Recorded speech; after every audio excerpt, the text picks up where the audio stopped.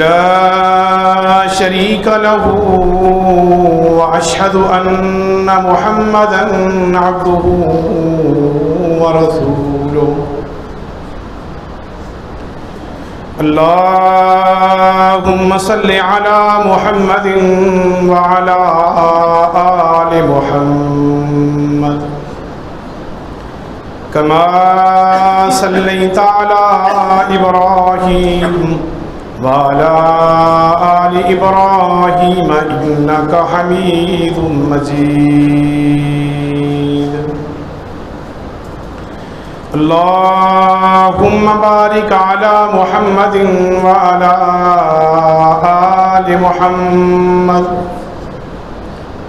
كما باركت على إبراهيم وعلى آل إبراهيم إنك حميد مجيد ربي اشرح لي صدري ويسر لي أمري واحلل عقدة من لساني يفقهوا قولي قال الله تعالى في القرآن المجيد كتب عليكم الصيام كما كتب على الذين من قبلكم لعلكم تتقون صدق اللہ العظیم۔ تعریفوں کے لائق اللہ وحدہ لا شریک ذات ہے، بے شمار درود و سلام تاجدار مدینہ محمد رسول اللہ صلی اللہ علیہ وسلم کی ذاتی گرامی پر۔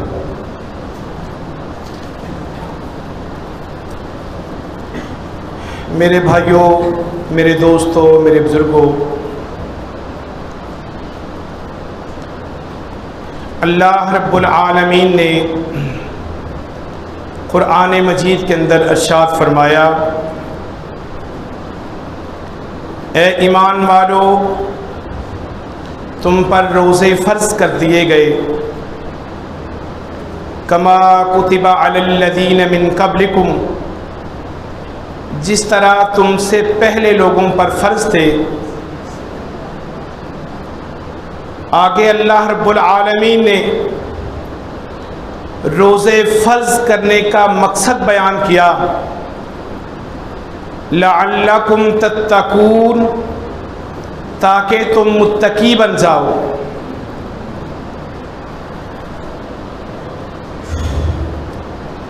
اللہ رب العالمین نے فرمایا کہ تم پر روزے اس لیے فرض کیے لعلکم تتقون، تاکہ تم متقی بن جاؤ۔ آج الحمدللہ 29 کی رات ہے، رمضان تقریباً گزر چکا ہے۔ ہم نے الحمدللہ اللہ کی توفیق سے روزے رکھے، راتوں کے قیام کیے، قرآن کی تلاوت کی، اور قرآن کا رمضان کے ساتھ بہت گہرا تعلق ہے۔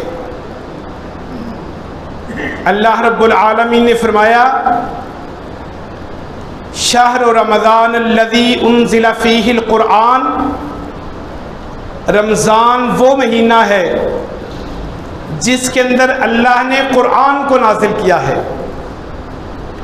ہم نے رمضان کے روزے بھی رکھے اور قرآن کی تلاوت بھی کی، اور اس کا مقصد اللہ رب العالمین نے جو بیان کیا ہے، ہم آج یہ دیکھیں کہ کیا ہمارا مقصد، جس مقصد کے لیے روزے فرض کیے تھے اللہ رب العالمین نے، ہم نے وہ مقصد حاصل کیا ہے؟ ہم کہاں کھڑے ہیں؟ فرمایا ان الانسان علی نفسہ بصیرہ، انسان اپنے آپ کو خوب سمجھتا ہے، اپنے سے زیادہ انسان کسی اور کو نہیں سمجھ سکتا۔ میرے اعمال جتنے میں اپنے آپ کو جانتا ہوں کوئی دوسرا انسان مجھے نہیں سمجھ سکتا، چاہے میرا کتنا قریبی کیوں نہ ہو۔ میں نے اپنے کاموں کو دوسروں سے کتنے ایسے کام ہیں جو مخفی رکھے ہوں گے، چھپا کے رکھے ہوں گے، میرے کتنے گناہ ہیں جو دوسروں کے سامنے نہیں ہوں گے، لیکن فرمایا ان الانسان علی نفسہ بصیرہ، انسان اپنے آپ کو بخوبی سمجھتا ہے کہ میں کہاں کھڑا ہوں۔ آج ہم دیکھیں جو ہمارا رمضان سے پہلے کا شیڈول تھا، رمضان سے پہلے کا مزاج تھا، اس میں کوئی تبدیلی آئی ہے؟ ہمارے اندر تقویٰ بڑھا ہے؟ ہم پہلے قرآن کو چھوڑے ہوئے تھے، مہینوں کبھی ہم نے قرآن کو کبھی ہاتھ تک نہیں لگایا، کیا اب ہمارا شیڈول چینج ہوا ہے؟ نوافل تو دور کی بات، ہم نے شاید کبھی فرائض کی پرواہ نہ کی ہو، جب ٹائم ملا تب پڑھ لی۔ ہم نے اپنی فرض نمازوں کا شیڈول اس کو بہتر کیا ہے؟ ہمارے دلوں میں اس قرآن نے، اس رمضان نے نرمی پیدا کی ہے؟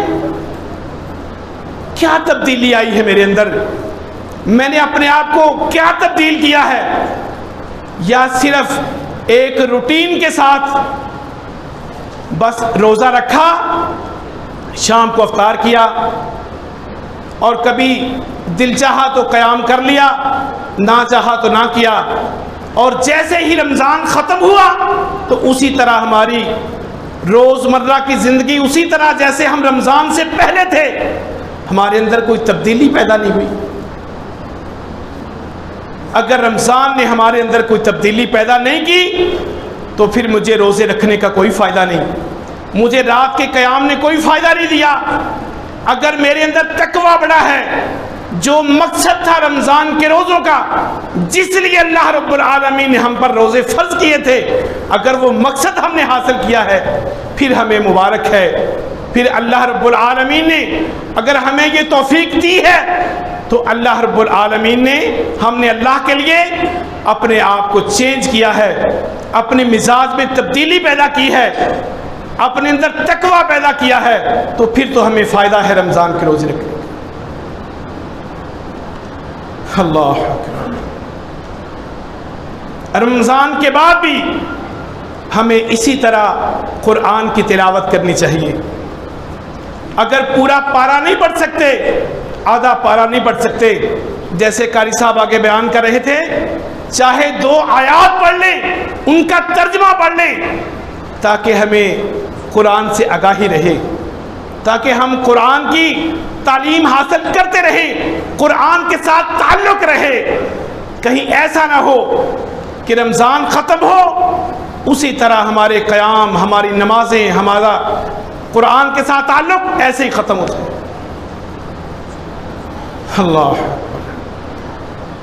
اللہ کے نبی صلی اللہ علیہ وسلم ایک دن صحابہ رضوان اللہ علیہ مجمعین بیٹھے ہیں، اللہ کے رسول صلی اللہ علیہ وسلم فرماتے ہیں کتنا بدبخت انسان ہے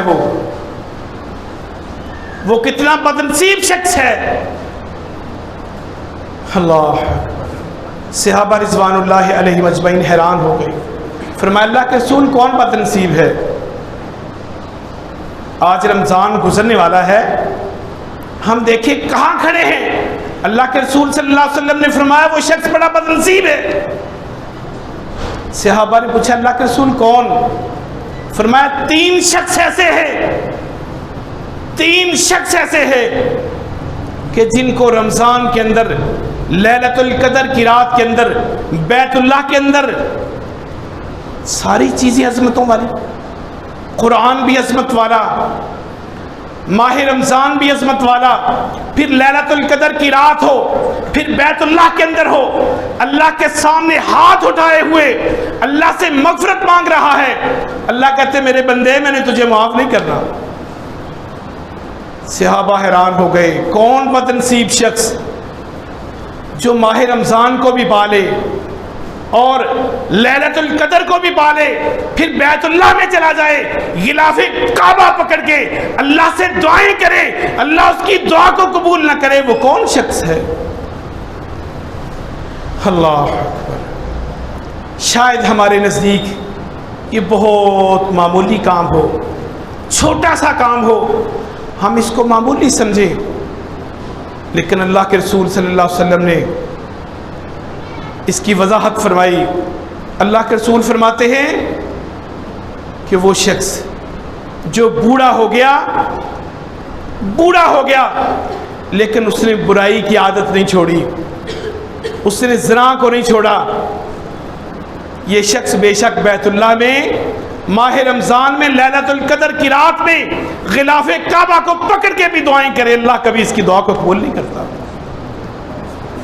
اور دوسرا مشرک جو عبادت بھی کرے شرک بھی کرے، یہ دو گناہوں کو تو شاید ہمارے نزدیک ہم یہ سمجھے کہ بڑے گناہ ہیں، لیکن تیسرا گناہ جس کو ہم معمولی سمجھتے ہیں، اللہ کے رسول فرماتے ہیں تیسرا وہ بندہ ہے، اللہ اکبر، کہ ماہ رمضان میں بیت اللہ کے اندر کھڑا ہو کر غلاف کعبہ کو پکڑتا ہے، اللہ سے دعائیں کرتا ہے، اللہ اس کی دعا کو قبول نہیں کرتے۔ وہ کون ہے؟ فرمایا عبادت بھی کرتا ہے، اپنے مسلمان بھائی کے بارے میں دل میں کینہ بھی رکھتا ہے، رات کا قرآن کی تلاوت بھی کرتا ہے، قیام بھی کرتا ہے، دل میں ناراضگی رکھتا ہے، سارا دن روزہ رکھتا ہے، صدقہ و خیرات کرتا ہے، لیکن اپنے بھائی کے بارے میں دل میں رنجش رکھتا ہے، دل میں ناراضگی رکھتا ہے۔ اللہ کہتے ہیں تو عبادت بھی کر، تو قرآن بھی پڑھ، تو قیام بھی کر، تو روزے بھی رکھ، تو صدقہ و خیرات بھی کر، تو راتوں کو کھڑا ہو کے اللہ کے سامنے ساری رات سجدے بھی کر، لیکن مجھے تیری عبادت بھی قبول نہیں، تیری دعا بھی قبول نہیں۔ آج ہم نے اپنے دلوں کو صاف کیا ہے؟ رمضان میں اپنے بھائیوں سے جو ہماری ناراضگیاں تھیں، لمبے عرصے سے دل میں ناراضگی رکھی ہوئی تھی، رمضان شروع ہوا، رمضان کا اختتام ہوا، ہم نے وہ ناراضگی ختم کی ہے یا اسی طرح دل میں ہے؟ اللہ اکبر۔ ہم بعض ایک محاورہ استعمال کرتے ہیں کہ فلاں بندے نے مجھے یہ بات کہی تھی، میرے ساتھ ایسے کیا تھا، میں اس کو ساری زندگی نہیں بھول سکتا، میں اس کو ساری زندگی معاف نہیں کر سکتا، اس کے بارے میں میرا دل نہیں صاف ہو سکتا۔ اللہ کہتے ہیں تیرا دل اس کے بارے میں صاف نہیں ہو سکتا تو پھر میرے سے رحمت کی امید کیسے رکھتا ہے؟ اللہ، اگر اللہ سے رحمت کی امید رکھنی ہے پھر اپنے بھائیوں سے ہم نے اپنے دلوں کو صاف کرنا ہے، اپنے مسلمان بھائیوں پر ہم نے رحم کرنا ہے، کوئی ناراضگی ہے، کوئی دل میں رنجش ہے، اس کو صاف کرنا ہے۔ اللہ میں تیرے بندوں کو معاف کرتا ہوں، اللہ تو مجھے معاف کر دے۔ حدیث میں آتا ہے اللہ کے رسول صلی اللہ علیہ وسلم نے فرمایا جب بندہ اپنے مسلمان بھائی کو معاف کرتا ہے، اللہ اکبر، تو اللہ رب العالمین کی رحمت جوش میں آتی ہے۔ اللہ کہتے ہیں میرے بندے تو میرا بندہ ہے اور میرے بندے کو معاف کیا ہے، میں تو رب ہوں، میں تو ارحم الراحمین ہوں، میں تو زیادہ حق رکھتا ہوں کہ میں اپنے بندے کو معاف کروں۔ یا تو نے میرے بندے کو معاف کیا، اپنے مسلمان بھائی کو معاف کیا، میں نے تجھے معاف کر دیا۔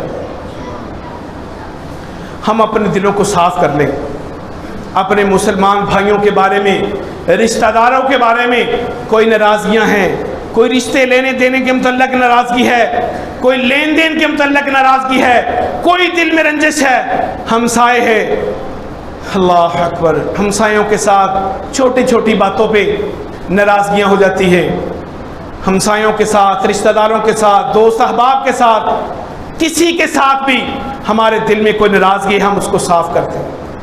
مسجد میں ہم اپنا دل صاف کر کے نکلے، اللہ جس نے بھی میرے ساتھ زیادتی کی ہے، جس کے ساتھ بھی میری کو ناراضگی ہے، اللہ میں نے تیرے لیے اس کو معاف کر دیا۔ اللہ اکبر۔ ایک دن اللہ کے رسول صلی اللہ علیہ وسلم مجلس میں بیٹھے ہیں، ایک شخص اٹھا باہر نکلا، آپ نے فرمایا جس نے جنتی دیکھنا ہے اس شخص کو دیکھ لو۔ ایک صحابی کہتا میں نے اس کا پیچھا کیا، اس کے پیچھے گیا، اس کے اعمال کو چیک کیا، اس کے پاس رات ٹھہرا کہ میں دیکھوں شاید یہ رات کو کون کون سی عبادت کرتا ہے جو ہم نہیں کر سکتے۔ اس کے اعمال دیکھنے کے لیے اس کے پاس میں رات ٹھہرا۔ میں نے دیکھا کہ اس کا وہی عام شیڈول ہے، جیسے ہم قرآن نماز پڑھتے ہیں، فرض نماز پڑھتے ہیں، اسی طرح اس نے نماز پڑھی، گیا جا کے اس نے اذکار کیے، رات کو سو گیا، صبح اٹھا فجر کی نماز پڑھی۔ میں نے دیکھا کوئی خاص عمل نہیں ہے۔ میں نے اس سے پوچھ لیا کہ میں نے اللہ کے رسول صلی اللہ علیہ وسلم کی زبان مبارک سے آپ کے بارے میں ایسی خوشخبری سنی ہے، آپ نے فرمایا جس نے جنتی دیکھنا ہے اس کو دیکھ لو۔ میں آپ سے پوچھنے آیا ہوں، آپ کو دیکھنے آیا تھا کہ آپ کے کون سے اعمال جو منفرد ہیں، لیکن میں نے کوئی آپ کا ایسا عمل نہیں دیکھا کہ جو دوسروں سے منفرد ہے۔ میں چاہتا ہوں کہ آپ سے پوچھ لوں کون سا عمل ہے جو آپ ایسا عمل کرتے ہیں جس سے اللہ آپ پہ راضی ہو گیا۔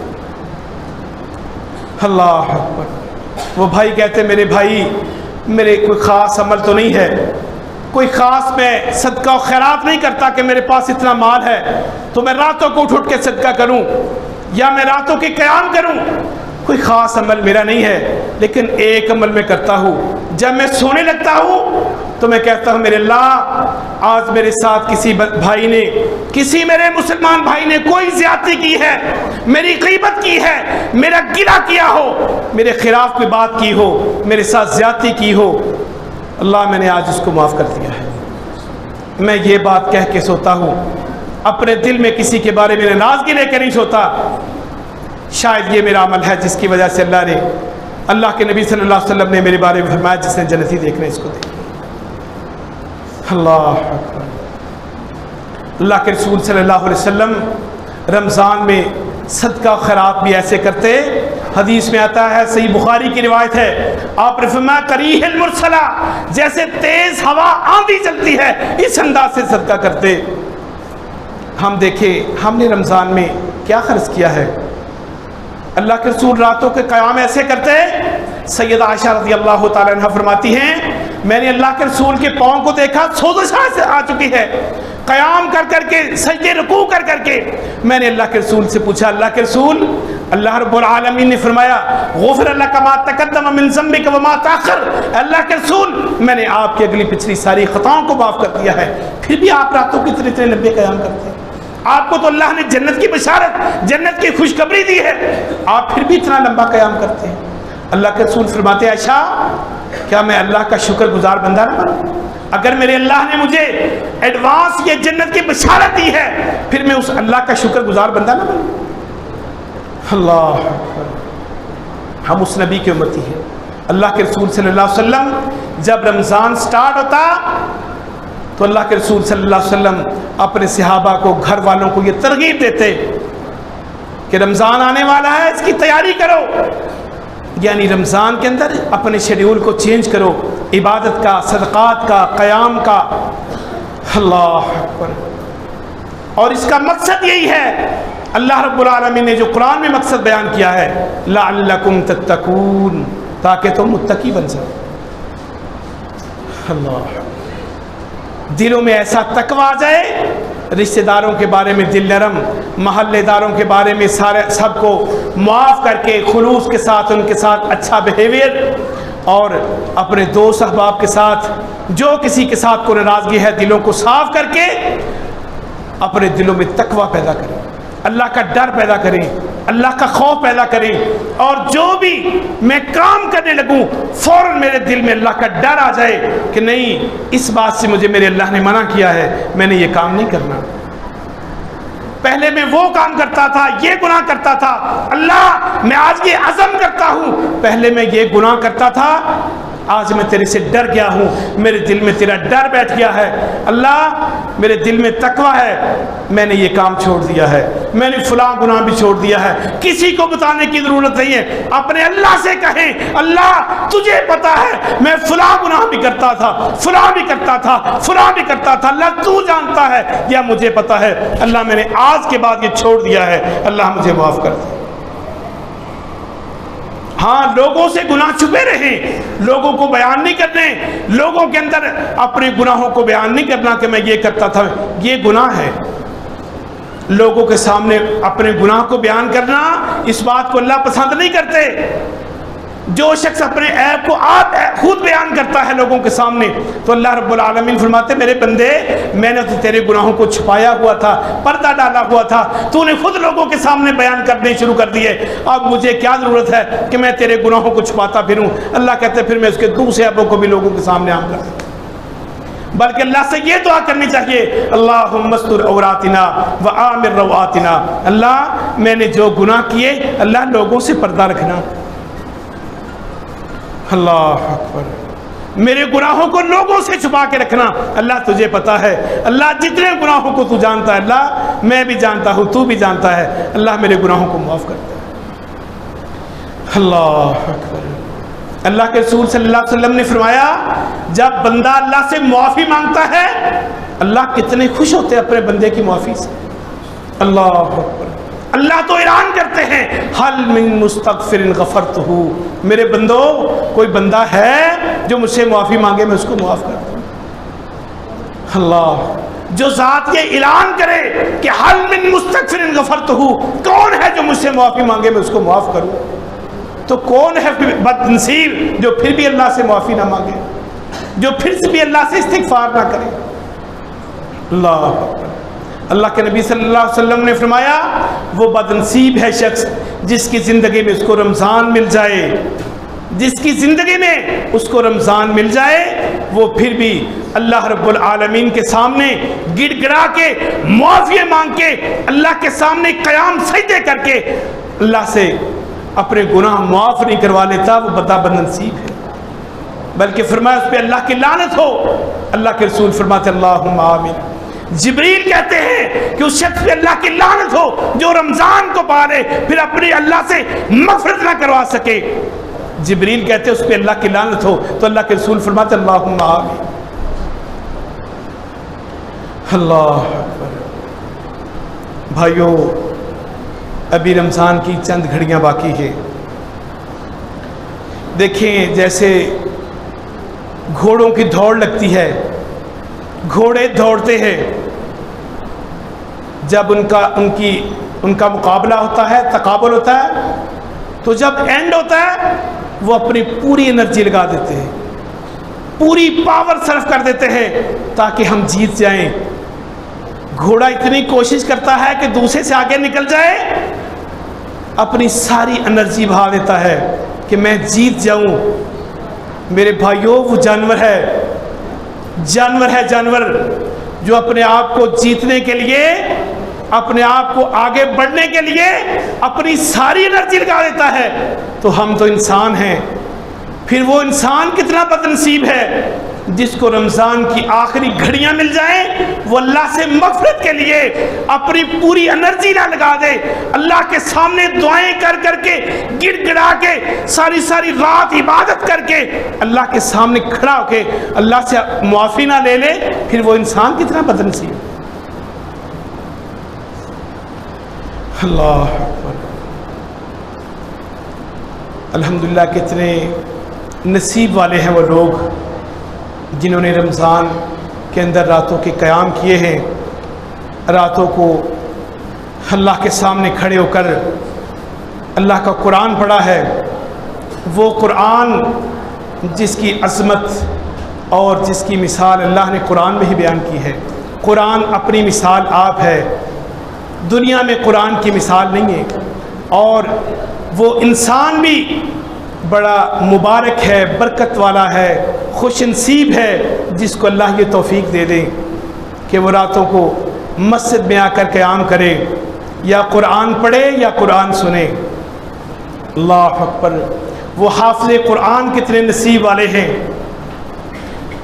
کتنے نصیبے والے ہیں جن کے والدین کے بارے میں اللہ رب العالمین فرماتے ہیں کہ قیامت کے دن اللہ ان کو جنت کے تاج پہنائیں گے۔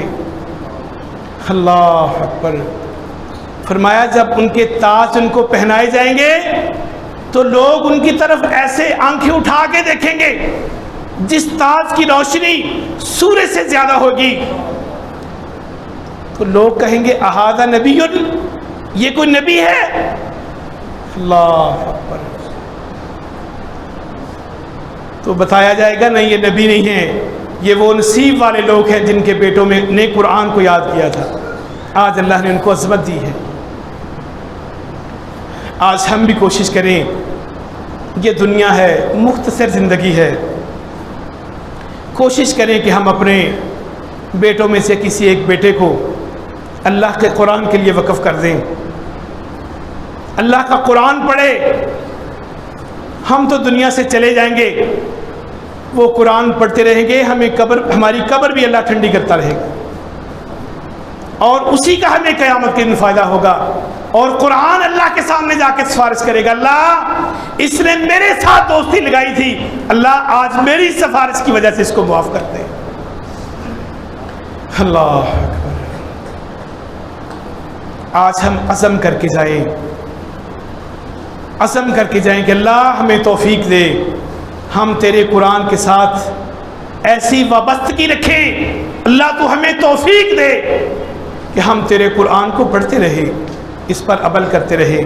اللہ سے دعا ہے اللہ ہمیں عمل کرنے کی توفیق عطا فرمائے۔ وآخر دعوانا ان الحمد للہ رب العالمین۔